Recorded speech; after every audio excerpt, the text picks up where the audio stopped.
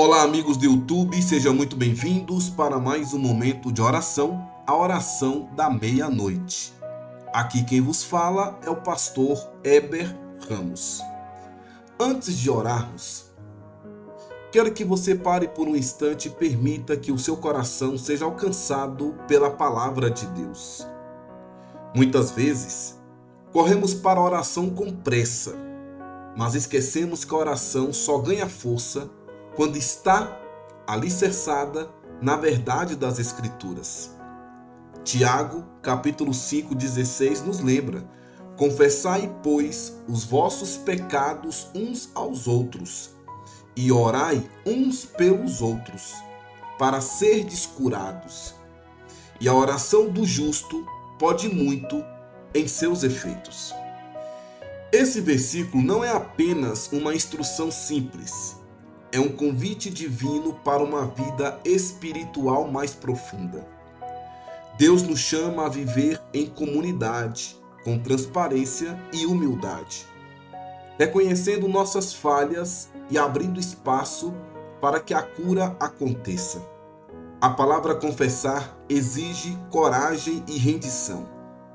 Ela revela que não fomos chamados para esconder nossas dores atrás de máscaras, ou fingir que está tudo bem, quando na verdade não está.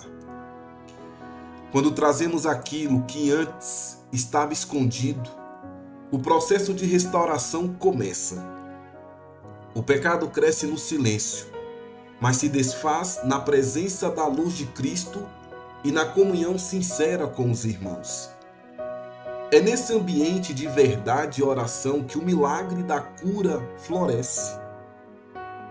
Tiago continua dizendo: orai uns pelos outros para serdes curados.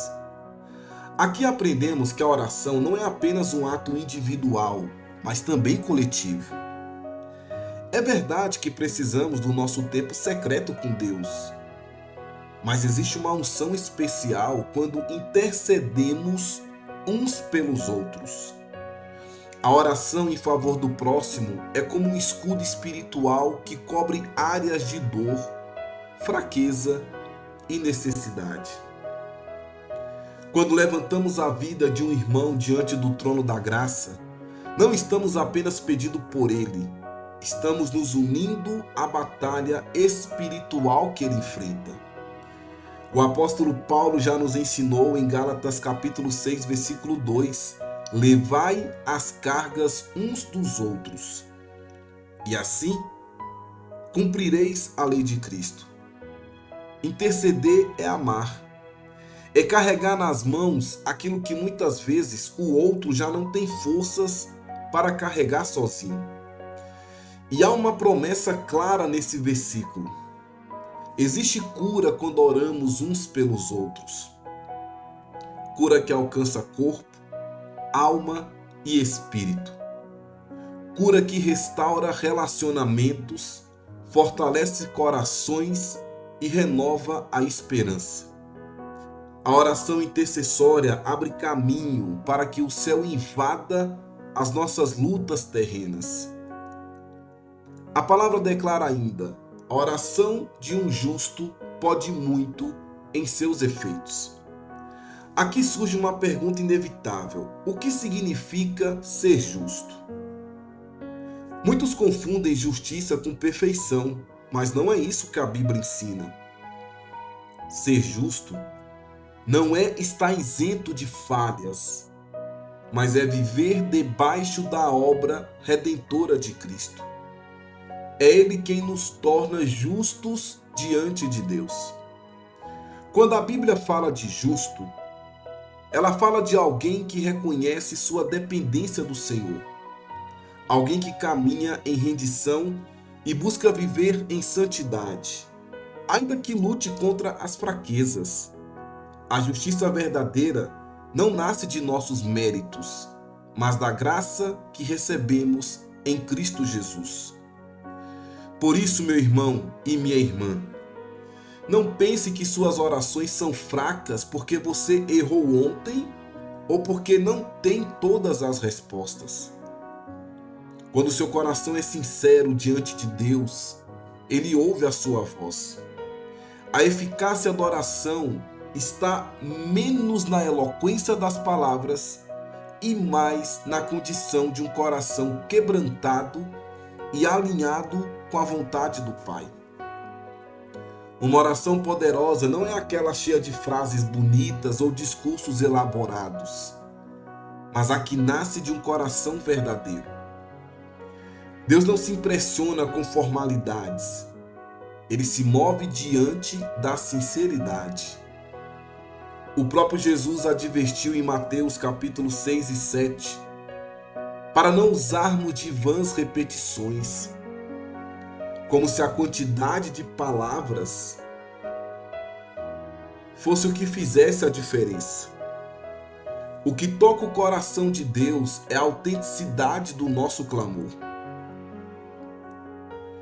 Quando você ajoelha para orar, não tente impressionar o céu. Abra o coração como um filho fala ao pai. Seja transparente com suas dores, dúvidas, falhas e também com suas alegrias e gratidão. A oração verdadeira não mascara sentimentos, mas os coloca diante daquele que pode transformar tudo. Além disso, a oração precisa ser constante. Não se trata de um ato esporádico, mas de um estilo de vida.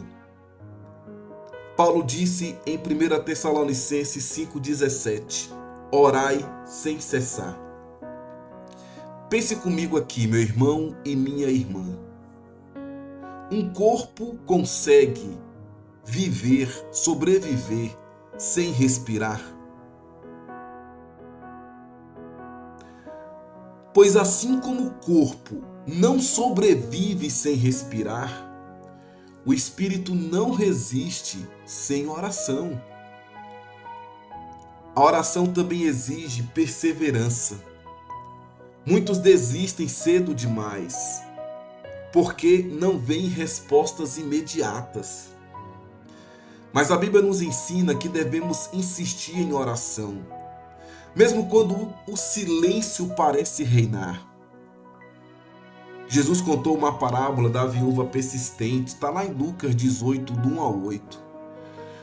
Justamente para nos mostrar que a fé perseverante move o coração de Deus. Orar sem cessar não significa repetir mecanicamente as mesmas palavras, mas continuar confiando, crendo e buscando ao Senhor, mesmo quando as circunstâncias dizem o contrário. É permanecer diante do trono com a certeza de que Ele ouve e de que sua resposta virá no tempo certo. Quando oramos com constância, estamos dizendo a Deus: Pai, eu não dependo das circunstâncias, eu dependo de Ti. Eu não confio no tempo humano, eu confio no Teu tempo perfeito. A oração perseverante fortalece nossa fé e nos mantém conectados à fonte da esperança. Outro segredo revelado pela palavra é que a oração se torna ainda mais poderosa quando é acompanhada de uma vida que busca a justiça e a santidade. Isso não significa perfeição, mas sim um coração disposto a obedecer a Deus e se afastar daquilo que desagrada ao Senhor. O salmista declarou: se eu atender à iniquidade do meu coração, o Senhor não me ouvirá. Está lá em Salmo 66, 18. Quando andamos em arrependimento e pureza, nossa oração ganha autoridade diante do céu. A santidade abre caminhos que o pecado fecha. É por isso que a oração de um justo tem poder, porque ela nasce de um coração alinhado com o propósito de Deus.